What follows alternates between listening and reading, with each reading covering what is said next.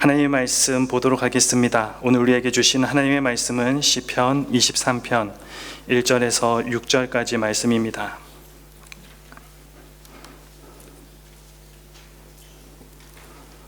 시편 23편 1절에서 6절까지 말씀입니다. 제가 봉독하도록 하겠습니다. 여호와는 나의 목자시니 내게 부족함이 없으리로다. 그가 나를 푸른 풀밭에 누이시며 쉴만한 물가로 인도하시는 도다. 내 영혼을 소생시키시고 자기 이름을 위하여 의의 길로 인도하시는 도다. 내가 사망의 음침한 골짜기로 다닐지라도 해를 두려워하지 않을 것은 주께서 나와 함께 하심이라. 주의 지팡이와 막대기가 나를 안위하시나이다. 주께서 내 원수의 목전에서 내게 상을 차려주시고 기름을 내 머리에 부으셨으니 내 잔이 넘치나이다. 내 평생의 선하심과 인자하심이 반드시 나를 따르리니 내가 여호와의 집에 영원히 살리로다. 아멘. 감사합니다. 여러분, 믿음이라고 하는 것은 생각에서 출발한 개념이라 볼 수 있습니다. 내가 복된 존재다, 예수 그리스도 안에 있으면 이 생각 그 자체가 우리의 삶을 인도해 갑니다. 그런데 예수를 믿으면서도 불구하고 나는 참 지지리도 못났다, 나는 왜 이렇게 살아가야만 하는가, 생각을 잘못하는 거죠. 그래서 이런 의미에 있어서 신앙생활도 생각과 굉장히 밀접한 관계가 있습니다. 오늘 함께 읽은 이 시편 23편 다윗이 썼죠. 사실 이 다윗만큼 파란만장한 인생을 산 사람도 드뭅니다. 젊었을 때 들판의 목동으로 시작했습니다마는 왕으로, 그것도 전 국토를 통일시키는 그와 같은 엄청난 일들을 했습니다마는 숱한 어려움을 겪어야만 했습니다. 근데 결국에는 인생 마지막에 아름다운 해피엔딩으로 끝맺게 되어진 이유는 이 부분입니다. 자기 자신을 어떻게 생각했는가 하면 들판에 한 마리의 어린 양으로 인식을 했습니다. 그리고 이 하나님을 한 마리의 어린 양인 나를 인도해 가시는 목자로 생각했다는 데 있습니다. 여러분 아시나요? 양은 시력이 나빠요. 그래서 앞에 못이 이렇게 다니면 곧 쫄쫄쫄 따라다니다가 그냥 펑 빠져요. 선전도 나와 있죠. 길을 잘 잃어버린다는 거예요. 이 개, 아주 먼 곳까지 떼어 멀리서도 집으로 찾아갑니다. 닭도 그래요. 한낮 동안 이렇게 저렇게 놀다가 저녁이 딱 되면 어떻게 해요? 닭장에 찾아와요. 근데 이 양은 자기 집도 잘 못 찾아 헤매고 그러다가 어려움을 겪는 경우가 대단히 많습니다. 거기에다가 털이 많은데 깎아주지 않아서 그냥 털이 많은 채 넘어지면 일어나지를 못해요. 또 비만하거나 살이 너무 쪄가지고 이렇게 넘어지면 아무리 발버둥을 쳐도 스스로는 일어날 수가 없는 동물이 이 양입니다. 게다가 자기 방어 능력이 없어요. 사자, 어르릉 소리부터 벌써 겁이 나잖아요. 이빨, 호랑이. 근데 이 새인 독수리도 아주 날카로운 이 발톱이 있습니다만은 이 양은 그렇지 않아요. 어떻게 보면 착하고 순진하고 유순한 양처럼 보입니다만은 아주 흥미있는 것은 이래요. 이렇게 유순한 겉모습과는 달리 이 양이 고집이 대단히 세다고 그래요. 이런 것들을 생각해 볼 때, 이 양이 어떻게 그렇게 우리 인간과 흡사한가라고 생각하면서 웃음이 저에게는 나왔어요. 그러니까 양 혼자서는 제대로 살 수 없다는 거예요. 그러니까 이 양에게 목자가 있다라고 하는 이 자체가 뭐예요? 복이에요. 그 놀라운 것은 예수님께서 자신을 두고 나는 선한 목자다, 또 히브리서 기자 보면 그것도 큰 목자다, 또 사도 베드로는 그렇게 표현했어요. 목자장이 되신다 그랬는데 오늘 시편 기록한 이 다윗은 여호와 하나님을 나의 목자로 모실 때에 어떤 일들, 다른 표현으로 어떤 유익들, 어떤 복들이 우리에게 일어나는가. 그 첫 번째, 시로 표현하기를 한마디로 이야기하면 그분은 우리의 모든 필요를 공급하신다 말씀해요. 2절이죠. 그가 나를 푸른 풀밭에 누이신다, 쉴만한 물가로 인도하시는 도다 그랬는데, 여러분, 양에게 있어서 푸른 풀밭은 먹을 곳입니다. 배불리 먹을 수 있는 것이라는 것이, 풍성하게 먹을 수 있는 곳이에요. 그리고 또 하나, 풀밭에 누이신다, 먹기도 하지만 눕기도 한다는 거예요. 여러분, 이 양이라고 하는 것은 배가 부르다고 해서 눕는 것은 아닙니다.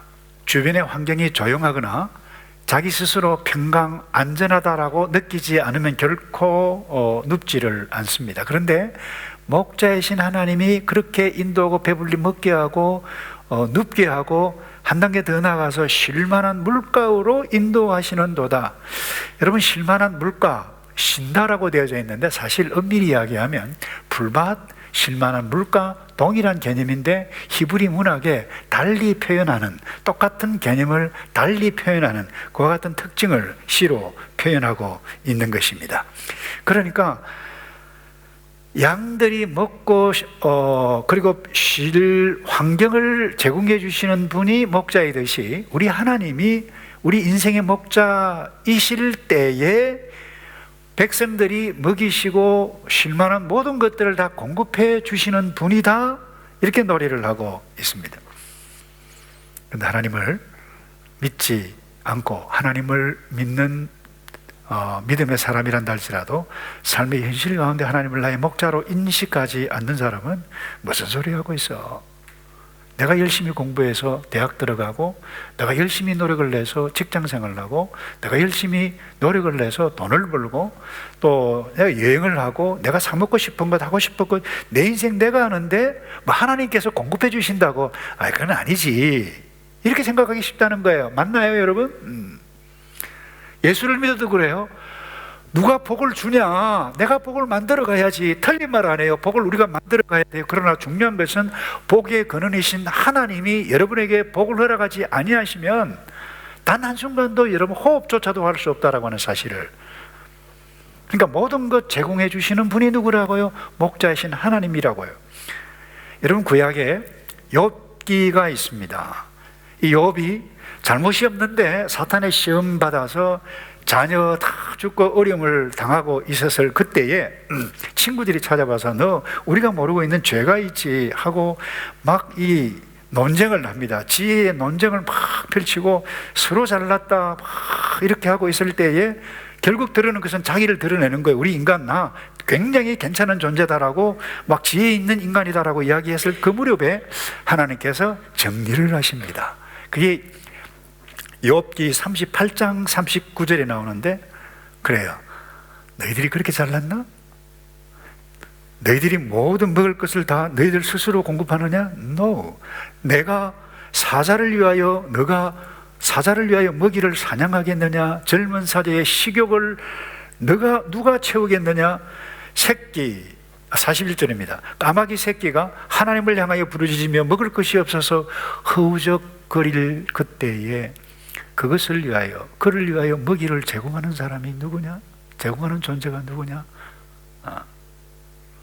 너가 그렇게 할 수 있느냐? 아프리카의 사자, 토범, 들소에 누가 먹이느냐? 스스로 살아가느냐? 아니라는 거예요. 제가 유치부 선생님 중학교 때부터 반사를 좀 했는데 그때 함께 불렀던 노래가 이래요.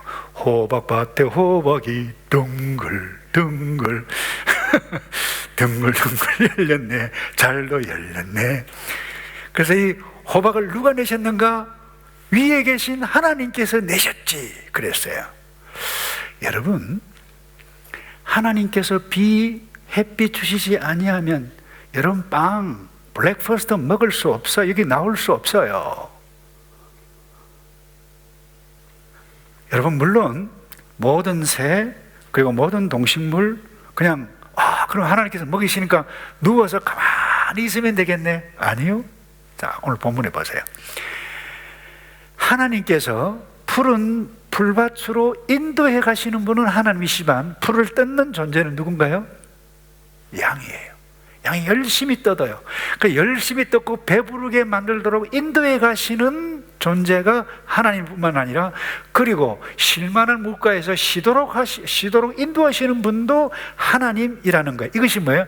하나님의 창조 질서예요. 그래서 하나님의 창조 질서를 따라 살아가는 저와 여러분은 열심히 공부하고 열심히 일을 하고, 그것도 시간과 분초 15분 단위로 쪼개어내어서 여러분들이 성실하게 살아가는 것, 공부하는 것, 이 양이 풀을 열심히 뜯듯 우리가 그렇게 해야 한다는 거에 동시에 열심히 뜯고 그 다음에 실만한 물가로 인도해 가시는 그 하나님 쉰다라고 하는 부분이에요. 그래서 6일 동안 힘써 내 모든 일을 해요.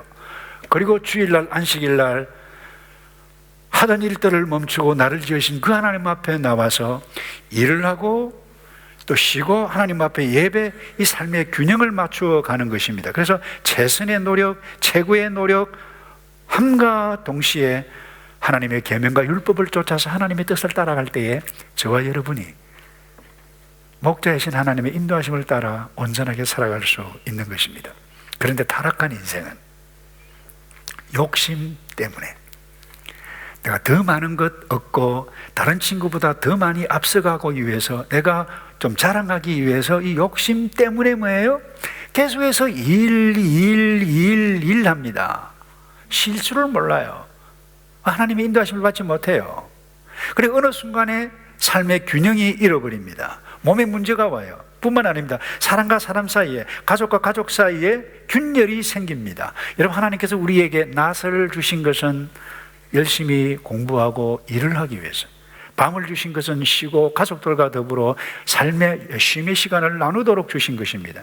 주일을 주시고 절기를 주시고, 특별히 구약시대 때 안식일을 주시고 절기를 주시고 안식년을 주시고 신년을 주신 이유가 뭡니까? 온 백성들이 함께 모여서 이 절기를 주신 그 하나님을 우리가 인식하고, 우리는 그의 어린 양이고 여호와 하나님은 우리의 목자이다, 이것을 확인하면서 그분 중심으로 살아갈 때 행복이 누구에게 있습니까? 우리에게, 인생들에게 있다는 것입니다.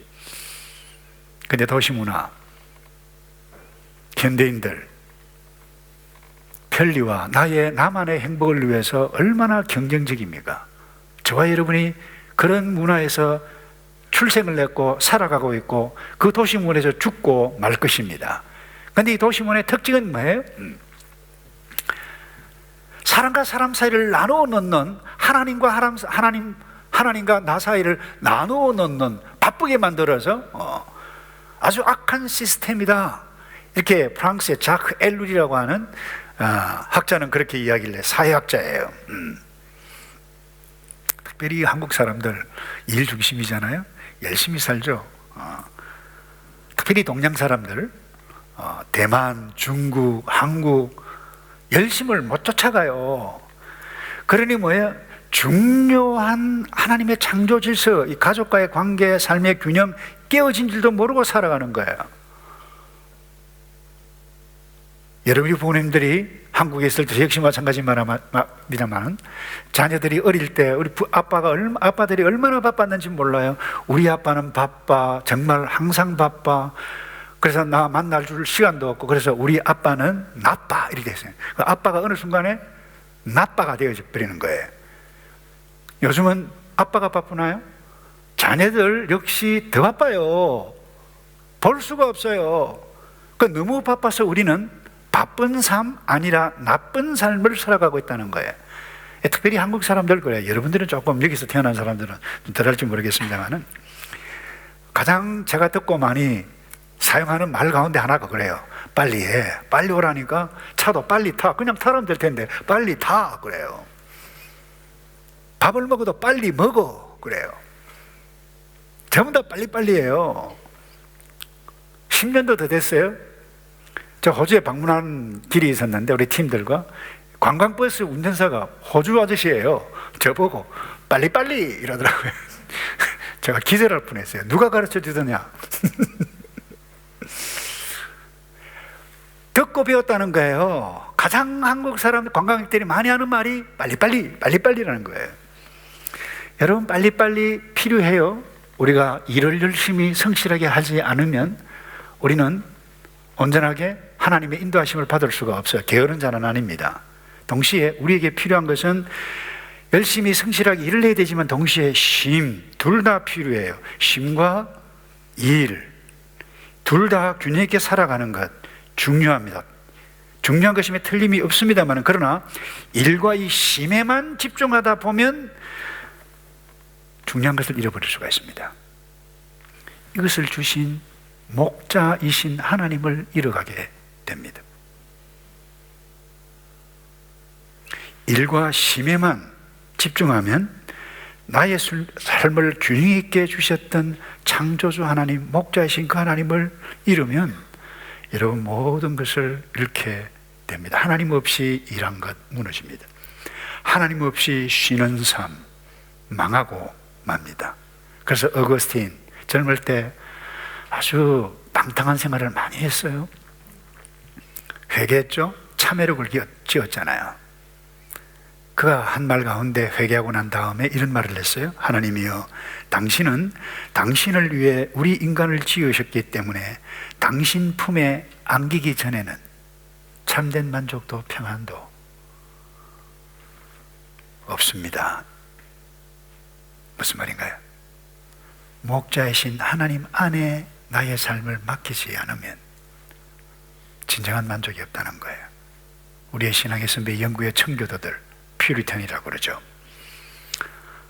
이렇게 고백을 했다고 그래요. 하나님의 백성은 자기 자신이 아니라 하나님에 의해 살아갈 때만이 진정한 평안을 얻는다. 여러분, 공부, 친구, 직장, 미래 다 좋아요. 그러나 여러분을 이 땅에 생명을 주셔서 태어나게 하셨던 목자신 하나님 없이 여러분 일, 공부, 직장, 그 무엇 거기에 집중하면 여러분 참된 행복을 누리지 못하고 불행하게 될 것입니다. 그래서 오늘 본문에 여호와는 나의 목자시니 내게 부족함이 없으리로다 그랬는데요, 이 말은 나에게는 부족함이 많다는 거예요. 부족함이 많기 때문에 오늘 찬양도 했습니다마는 나의 목자신 하나님을 찾을 그때에 부족함이 채워진다는 거예요. 우리가 아무리 노력하도 얻을 수 없어요. 엄밀히 이야기하면. 여러분, 애굽을 떠난 출애굽을 한 이스라엘 백성들, 그들이 광야 40년 동안 방황했습니다. 그들이 농사를 지었나요? 근데 그들이 굶었나요? 옷이 헤어지지 않았다. 굶었느냐? 줄이지 않았도다 그랬어요. 우리에게 주시는 메시지가 뭐예요? 하나님을 찾는 자, 하나님을 목자로 여기는 자. 그래서 시편 34편 10절에 이렇게 말씀해요. 젊은 사자는 궁핍하여 줄일지라도 여호와를 찾는 자 모든 좋은 것에 부족함이 없으리로다 그랬어요. 여러분, 부족함이 없는데도 불평하는 것, 무엇이 부족해서가 아니에요. 뭔가 생각이 잘못된 거예요. 그 생각이 뭐예요? 그 생각과 믿음과는 관계있다고 그랬는데, 하나님이 나의 목자이시다라고 하는 이 생각이 여기에 집중하지 않고 하나님께서 나를 여기까지 인도해 주셨다라고 하는 것을 인식하지 않고 내 욕심 따라 살다 보면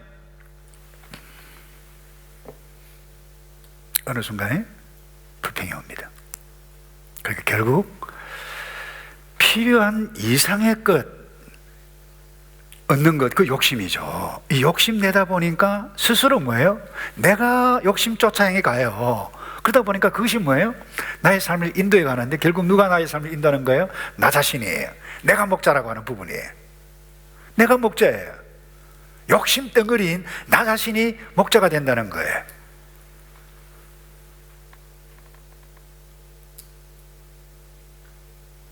여러분, 지금까지 살면서 하나님을 목자로 한번 생각해 보신 적이 있습니까?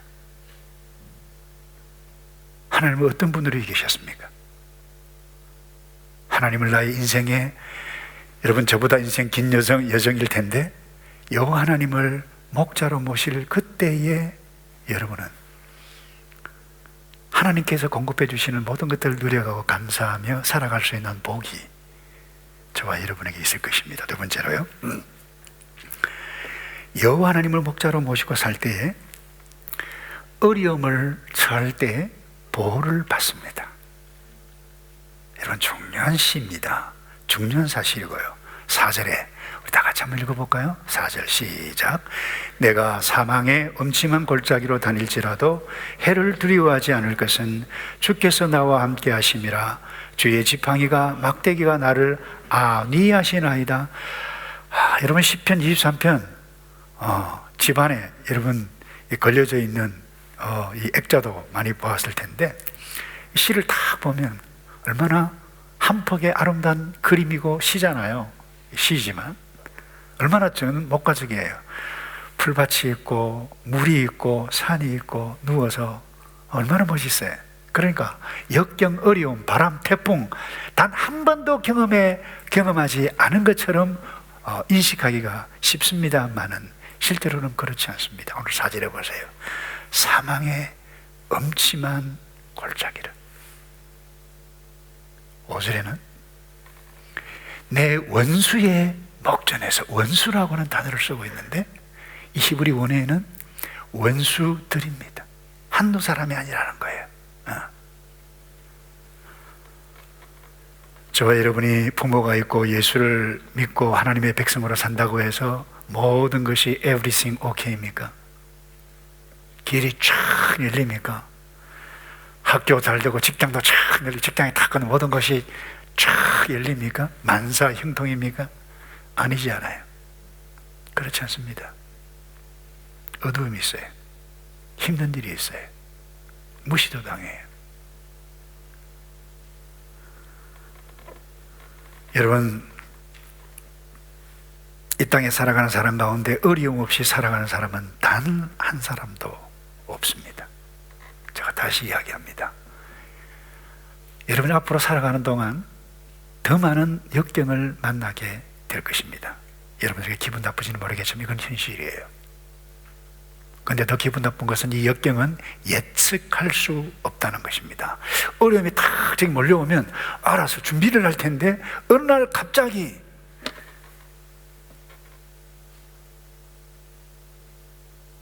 가정이 둘로 쪼개져요.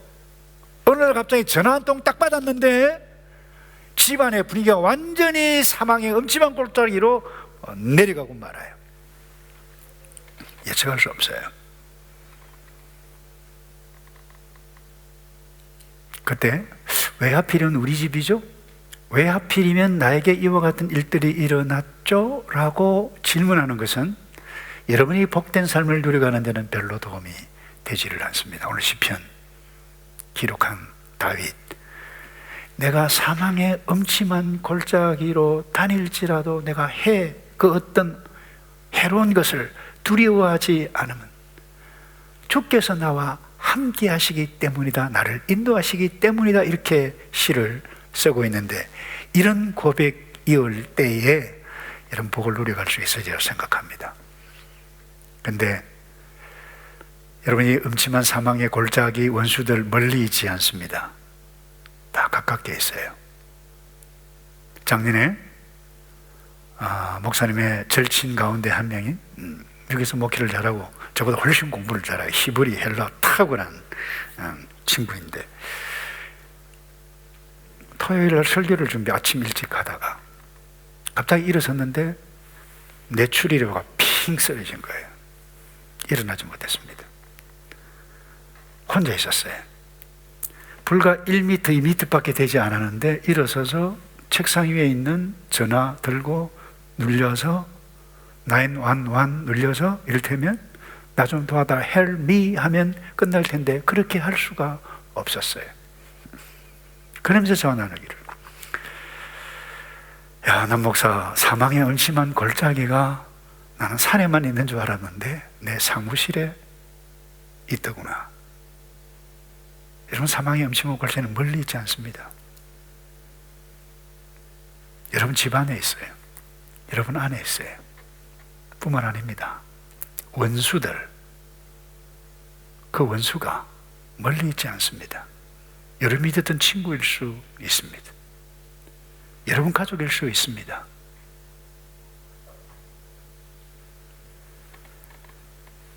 때로는 온갖 질병이, 아니 하필이면 우리 부모에게, 내가 좋아하는 우리 가족에게, 누나에게, 언니에게, 오빠에게, 동생에게 질병으로 치명타를 강타할 때, 여러분 그것은 견디기 힘든 엄침한 골짜기일 수 있습니다.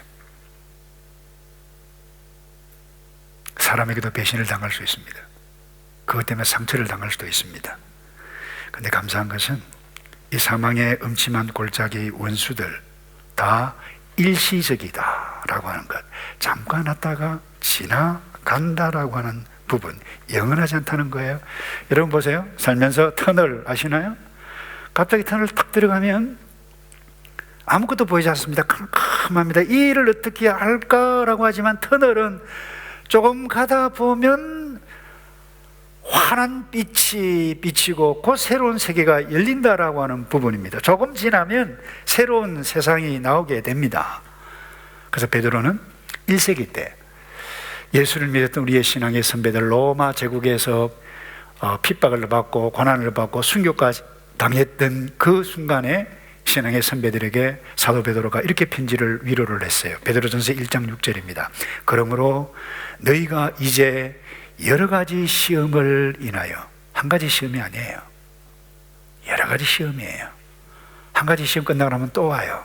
또 와요. 그런데 시험을 인하여 그 다음에 뭐라고 되어 있는가 하면 잠깐 근심하게 되지 않을 수 없었지만 이래요. 잠깐이라 그래요. 한번 따라서 할까요? 잠깐. 예. 여러분이 힘든 어려운 일들 만나나요? 잠깐이라고 말씀을 해가고 있어요. 근데 잠깐 동안에 지금 엄청나게 괴로울 것입니다. 그렇다고 이 역경을 당할 때 만나면 여러분 무너지고 완전히 망한다라고 생각할 필요는 없습니다. 그래서 심각하게 우울해 가야 할 필요가 없다는 것입니다. 망하는 것이 아니기 때문에. 아랍 속담에 이런 것이 있어요. 해만 밝게 비치고 비가 오지 않으면 사막이 된다 그랬어요. 우리인대로 비도 필요해요. 바람도 필요해요. 다시 말해서 역경, 우리에게 위기 있다라고 하는 부분입니다. 그런데 이 시인은, 다윗은 이 양이 엄침한 골짜기에서 불안해서 두려워 빠져있을 그때에 목자가 나타나서 뭐예요?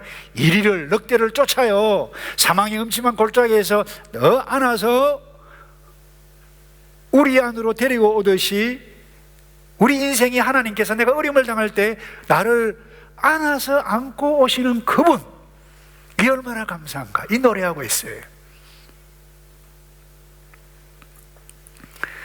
여러분 헬렌 켈러를 아시는가 모르겠는데 집에 돌아가셔서 서치를 한번 해보세요. 헬렌 켈러가 어떤 존재인지. 보지도 듣지도 못했던 그야말로 심각한 치명적인 장애를 앓았던 여러분의 인생 선배예요. 그녀가 이런 이야기를 했어요.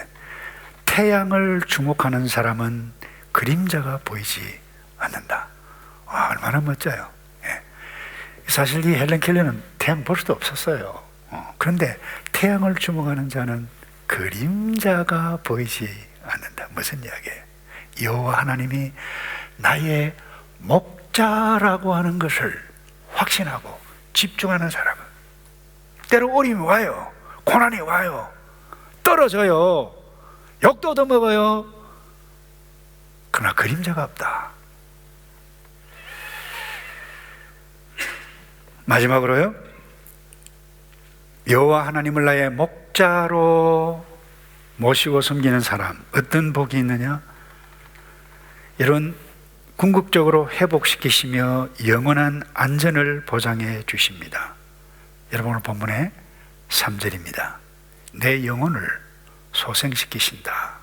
이 소생이라는 말이 여러분들이 어릴 줄 모르겠는데 영혼이 회복된다는 거예요. 자기 이름을 위하여 의의 길로 인도하시는도다. 여러분 인간은 양과 다릅니다. 인간은, 어리석은 양과 은유하고 비유했을 뿐이지 인간은 양이 아닙니다.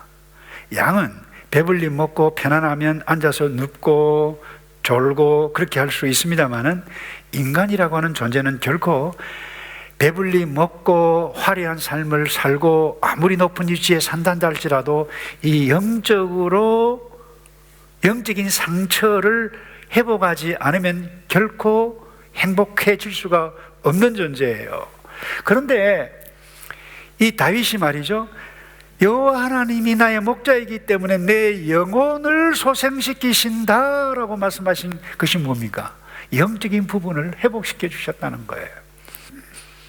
또 정확하게 학자들이 이야기하면 여기 내 영혼이라는 것은 우리의 영혼도 이야기하지만 영혼만이 아니라 그래서 거기는 기운, 마음, 기력까지도 해석할 수 있는 단어라고 그렇게 표현을 했어요. 전 인격을 회복한다는 거예요. 여러분 아시나요?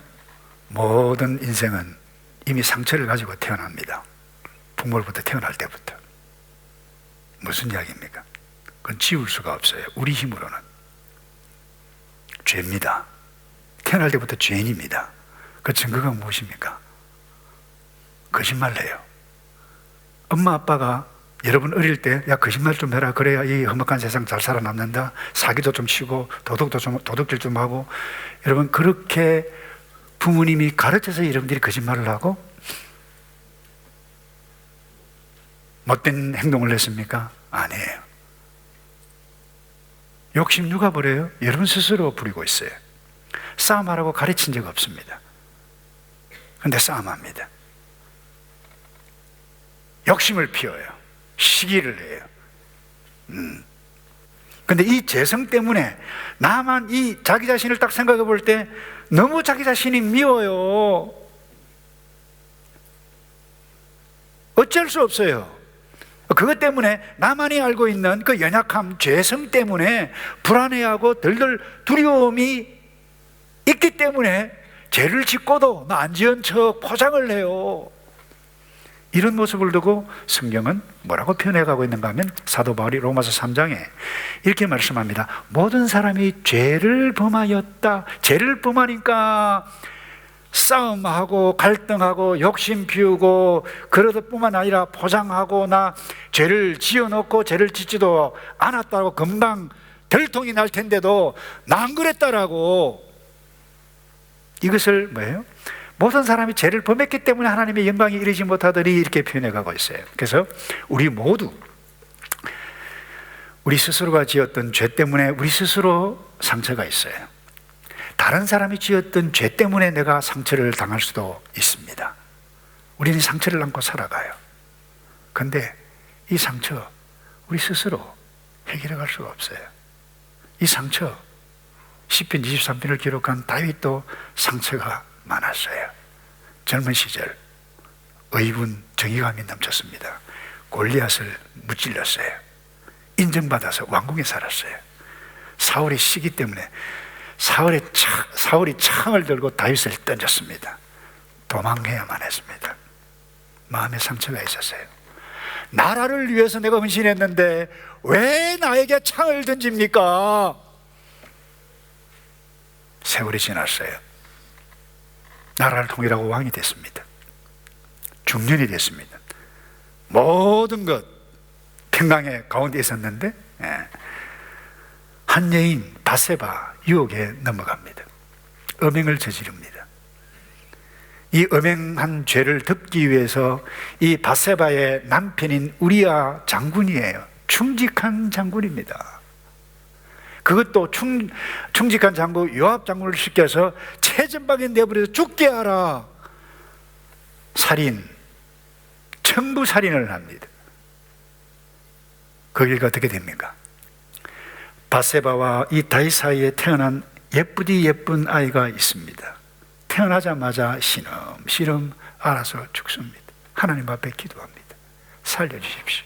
내 잘못했습니다. 그럼에도 불구하고 죽었어요. 얼마나 큰 상처가 되겠어요, 다윗에게? 뿐만 아닙니다. 이뿐만 아닙니다. 자기가 낳은 아들 압살롬이 탄핵을 합니다. 쿠데타를 일으켜서 아버지에게 칼을 들이밀 때 예루살렘 성전을 급히 빠져나옵니다. 이 정도가 아닙니다. 압살롬 전쟁에서 아들이 죽었다는 소식을 듣고 엉엉 웁니다. 자기 부하 요압이 당신 왕 맞소? 우리가 죽기, 실패하기를, 패배하기를, 전쟁에서 지기를 바랬소? 무시까지 당했어요. 마음에 얼마나 큰 상처가 있을까요? 상실감, 배신감까지 있었을 것입니다만은, 그러나 말로 할 수 없는 상처가 있었습니다만은 오늘 이 다윗은 4절에 내 영혼을 회복시키시며 라고 고백합니다. 그가 숱한 상실감, 상처, 이와 같은 부분, 자기 자신의 잘못으로 인한 죄책감의 무게를 이길 수 있었던 이유가 어디에 있습니까? 바로 여기에 있어요. 자기 자신 어리석은 한 마리의 양으로 인식했어요. 그리고는 하나님 앞에 무릎을 꿇었어요. 하나님, 잘못됐습니다. 잘못 살았습니다. 용서해 주십시오. 하나님께서 하신 일 감사합니다.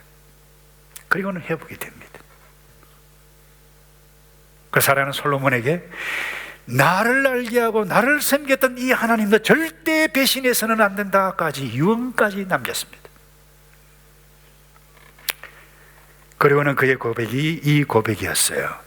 여호와는 나의 목자시니 내게 부족함이 없으리로다. 우리 젊은 우리 그리스도인 사랑하는 성도 여러분, 여러분을 힘들게 하는 그것이 무엇입니까?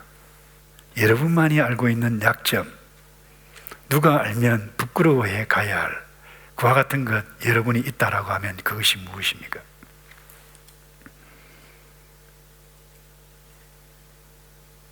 그것을 여러분 스스로 해결해 갈 수가 없습니다. 지우개로 낙서한 것을 지울 수는 있지만 여러분의 죄는 여러분 지울 수가 없습니다. 마치 양이 틀 많은 양, 비 많은 양이 쓰러지면 스스로 일어날 수 없듯이 해결할 수가 없어요. 다윗 어떻게 해결했나요? 하나님께서 일으켜 주셨어요. 그래서 히브리서 기자는 목자, 큰 목자이신 예수님께서 우리를 어떻게 돌보셨고 어떻게 일해 가셨는가 말씀하신 이 말씀을 읽고 말씀을 정리하기 원합니다. 히브리서 13장입니다. 20절입니다. 양들의 큰 목자이신 우리 주 예수를 영원한 언약의 피로 죽은 자들 가운데서 이끌어내셨다. 무슨 말이에요? 예수님께서 어제 하셨던 일을 내가 온 마음으로 전인격적으로 믿는 자는 우리의 어제 약점, 연약한 부분 정리하셔서 우리를 돌아보셨습니다. 어제 뿐만 아닙니다. 오늘 이끌어내신 평강의 하나님이 모든 선한 일을 너희에게 온전하게 하사 자기 뜻을 행하게 하시고 우리를 죄 문제를 해결하셨던 그 하나님이 오늘 우리를 인도해 주셔서 아버지의 뜻을 따라 살아가도록 인도해 가시는 그 하나님, 성령 하나님이 우리에게 있다는 거예요. 이게 복이 아니고 뭐예요, 여러분? 마지막으로 미래입니다. 그 앞에 즐거운 것을 예수 그리스도로 말미암아 우리 가운데서 이루기를 원하노라. 지금 카밍 오고 있다는 거예요. 그것을 알라는 거예요. 그리고 영광이 그에게 세세토록 있을지어다. 나의 기쁨, 나의 인간 양의 기쁨이 아니에요. 그분의 영광이 있을 것이다 라고 고백하면서 아멘 해요. 사랑하는 성도 여러분, 예수를 믿는 자체가 복입니다. 예수 안에 있을 때 예수님께서 우리와 함께 해주셨을 뿐만 아니라 예수님께서 하신 일이 나에게 모든 것 다 임하게 되어집니다. 언제요? 흥정해서가 아닙니다. 내가 열심히 노력해서가 아닙니다. 오직 전인격적으로 나의 이성과 의지와 감성, 나의 결단 통해서 예수님께서 나를 위해서 이 일을 하셨네요. 믿으시는 거예요.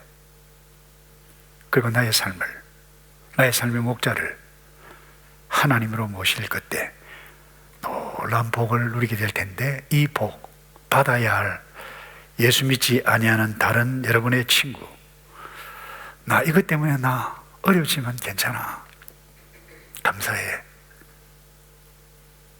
난 멋있게 살고 있어, 이렇게 자랑하며 하나님께서 저와 여러분에게 내려주셨던 놀라운 복들을 헤아려 보며 누려가는 저와 여러분 되기를 주님의 이름으로 축복합니다. 기도하겠습니다. 아버지, 사랑하는 믿음의 이